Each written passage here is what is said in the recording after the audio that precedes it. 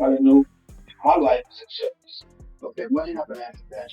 I see him coming toward me like a self. I was trembling. I didn't know what to do. And I just, I feared action. I panicked. I pulled my gun out when I ran toward the door, and that was probably the biggest mistake I ever made. I would later learn that because people saw me with this gun, that's kind of why people were like under the belief. With that in mind, we just want the truth to come out about my son's case. That's all we wanted was the truth, and not only justice for my son, but for the victim's family. I didn't know if my life was in jeopardy. Okay, what happened after that? I seen him fall on the floor, and he got up himself. I was so scared. I didn't know what to do, and then I panicked. I panicked. I pulled my gun out when I ran toward the door, and that was probably the biggest mistake I ever made. I would later learn that because people saw me with this gun, that's kind of why people were like under the belief. With that in mind, we just want the truth to come out about my son's case. That's all we wanted was the truth, and not clear's throat. Only a justice for my son, but for the victim's family. Music.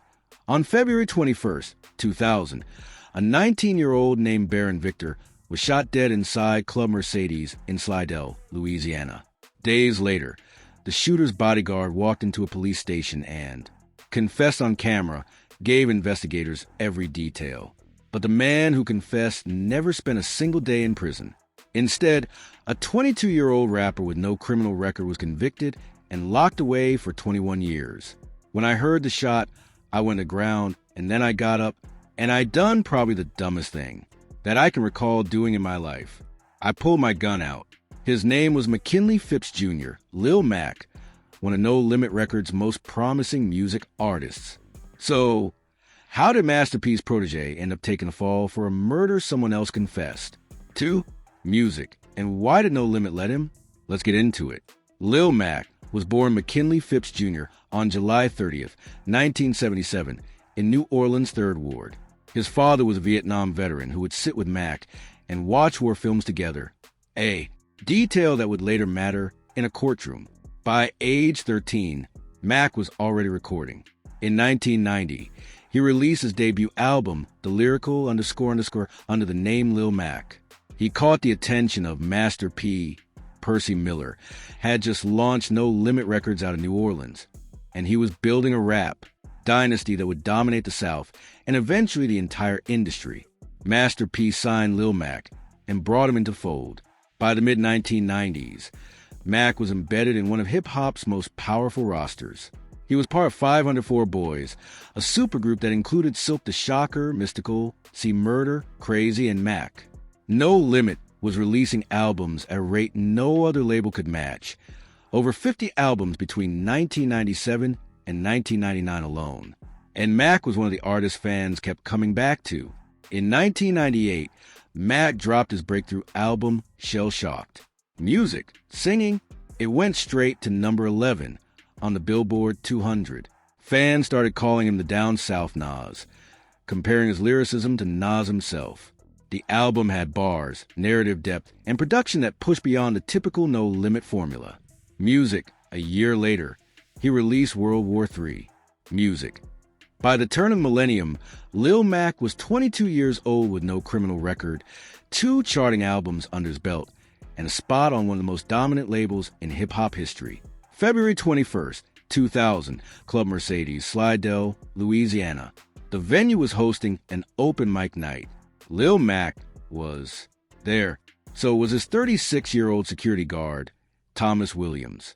Baron C. Victor Jr., 19 years old, came to watch the performances. At some point during the night, a fight broke out. In the chaos, someone pulled a gun. A shot fired. Baron Victor collapsed. He was pronounced dead at the scene. When I heard the shot, I went to ground, and then I got up, and I done probably the dumbest thing that I can recall doing in my life. I pulled my gun. Out! The police arrived. Investigators began interviews, but in those first days, no arrest music was made. The shooting had multiple witnesses, conflicting stories, darkness, adrenaline. Who fired that gun?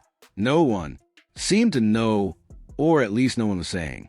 Days after the shooting, Thomas Williams walked into the St. Tammany Parish Sheriff's Office on his own. He didn't hire a lawyer. He didn't demand representation. He asked to tell his story. The officers turned on the camera and let him speak. What Williams told them was clear. He was a shooter. He said a man charged at him with a beer bottle during the fight. In panic, Williams pulled his gun and fired. It was self-defense, music, he claimed, or at least that's what he said was going through his mind in that moment of chaos. Music. He gave his statement on video. He was recorded. The confession was documented, preserved, filed away. I didn't know if my life was in jeopardy. Okay, what happened after that? I seen him fall on the floor, and he got up himself. I was so scared. I didn't know what to do, and then I panicked. I panicked. But Thomas Williams, Lil Mack's own bodyguard, was never charged with anything, never arrested, never indicted. Instead, Lil Mack, the man who was there but wasn't known to have fired a weapon, the 22-year-old with no criminal history and no motive, was arrested and charged with manslaughter. Lil Mack's trial took place in 2001 in St. Tammany Parish. The evidence was thin. There was no forensic evidence linking Mack to the murder. The ballistics test showed that Mack's personal revolver was not the murder weapon. Williams' gun was never tested. The only thing the prosecution had was circumstantial narrative. They argued that Thomas Williams, out of loyalty to his boss, had confessed to protect Lil Mack, that Williams was taking a bullet, music literally, for his employer, that underneath the confession was a lie meant to shield the real killer. But there was one thing the prosecution wielded with devastating power: music. They introduced Lil Mack's lyrics into evidence. They read lines from Shell Shocked and Murder, Murder, Kill, Kill. Of context, building a narrative that Mack was a predator confessing his crimes through music. I said in my songs was basically stuff that I know people want to hear. You know what I mean? And if that can be used against me in court, that is dangerous. Mack would later describe that moment to NPR. I have lived my whole life trying to stay out of jail so I can pursue my dreams, music. And here it is. My dream was being used against me in court. What the jury didn't know was the full context. Mack's songs were influenced by military movies he watched growing up with his father, the Vietnam veteran. The lyrics were crafted art inspired by those narratives, not confessions. But in the courtroom, the prosecutor stripped away that context. They presented only the violent lines. They presented them as evidence of Mack's actual mindset, his actual music, capacity for murder. The lyrics became a character witness against him. The jury foreman would later tell HuffPost that those lyrics had swayed the jury. The music had convicted the man. But there was more working against Mack than just the songs. The jury itself was all white in a parish with a significant black population, and the verdict was non-unanimous, 10 guilty, 2 not guilty. That non-unanimous standard traced back to Louisiana's 1898 Constitutional Convention, designed explicitly to establish the supremacy of the white race. Mack didn't need unanimous agreement. He didn't even get a fair jury composition. He just needed 10 votes. He got them. I didn't think they had enough. So I was confident up until the verdict, the guilty verdict. Music. And when I heard it, man, it was a blow. I remember just dropping my head, just crying. You know what I mean? Just like I couldn't believe it. I was in disbelief. On March 4th, 2001, a 24-year-old Lil Mack was convicted of manslaughter and sentenced to 30 years at Elaine Hunt Correctional Center. Lil Mack disappeared into prison. No limit records went silent. Master P did not mount a public defense. There was no legal fund, no advocacy campaign, no statement from P himself. Music, C Murder, another No Limit artist, had his own legal troubles during this era, and he, at least music, had P's visible support. Mack sat in an 8x10 cell at Elaine Hunt for 2 decades without a word from the label that had built his career. Mack's own mother, Sheila Phipps, music, fought tirelessly for her son. She campaigned to reopen the investigation. She talked to lawyers, to investigators, music, to anyone who would listen. She reached out to civil rights groups. She told NOLA, come in 2017, they're not just a DOC number, but these are people. These are families. They are fathers and brothers, and these people are sitting there with no hope. With that in mind, we just want the truth to come out about my son's case. That's all we wanted was the truth. And not only justice for my son, but for the victim's family. She kept her son's case alive in a way that No Limit Records never did. Music. Inside the prison, Mack went 21 years without a single write-up or disciplinary infraction. He ran classes helping younger inmates cope with anger, depression, and emotional trauma. He became a certified mentor for multiple groups. Music volunteered with the mental health and hospice units, and served as president of the prison's music association. He played keys for multiple prison bands and performed cover songs, remixes old hits, and occasionally made new music. He even taught New Orleans rapper D1 music theory through handwritten letters from a cell, letters that included hand-drawn diagrams of keyboard notes and scales. In 2015, things began to shift. Investigators and journalists started re-examining the case. Yulon James, a key prosecution witness at Mack's trial, Music, came forward and recanted her testimony. She admitted the district attorney's office had bullied and threatened her into implicating Mack. The testimony that had helped send a 24-year-old man to prison was coerced by law enforcement. More witnesses came forward. 5 different prosecutions. Witnesses told Music HuffPost that they had been bullied into testifying against Lil Mack. The trial was built on intimidation and a narrative that law enforcement had decided was true before the evidence was even collected.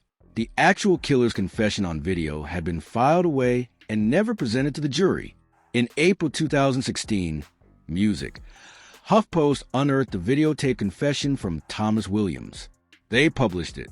The world could finally see and hear what Williams had said all those years ago. He was a shooter, he claimed. He did it in self-defense. He did it alone. The video had been sitting in a file for 16 years, untouched and used, never shown to the 12 people who decided Mack's fate. In 2020, NPR's acclaimed podcast, Music, Louder Than a Riot, covered the case. Master P was interviewed. According to P, this guy shouldn't be incarcerated, and I know that his music got him incarcerated. We're talking about how he killed people with his lyrics. And I think the system mixed that up with what he is as an entertainer. And when you talk about assassin, we're talking about verbal assassin. Music, we're talking about how he killed people with his lyrics. And I think the system mixed that up. But by 2020, Music, P was speaking from a position of retrospective clarity. He had made no public effort to free Mack in 2001, 2005, or 2010. The media and the law moved first.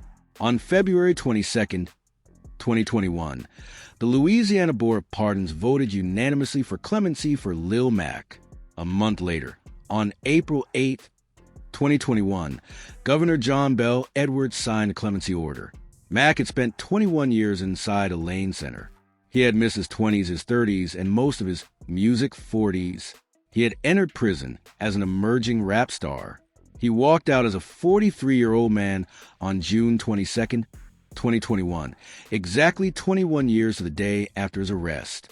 He took the stage at the House of Blues in New Orleans to celebrate the 25th anniversary of Shell Shocked, the album that had been weaponized against him in court. He performed music for a crowd that came to see him live for the first time in 2 decades. After his release, Mack began mentoring at-risk youth, steering them away from violent crime, continuing the same work he'd done inside Elaine Hunt. Thomas Williams, the man who confessed to Music, walked into a police station and told the truth on video, spent 0 days in prison for the shooting. In 2023, Louisiana passed a law prohibiting prosecutors from using rap lyrics as evidence of a music defendant's character or propensity for violence. Mack's case was cited as a key example in the legislative debate.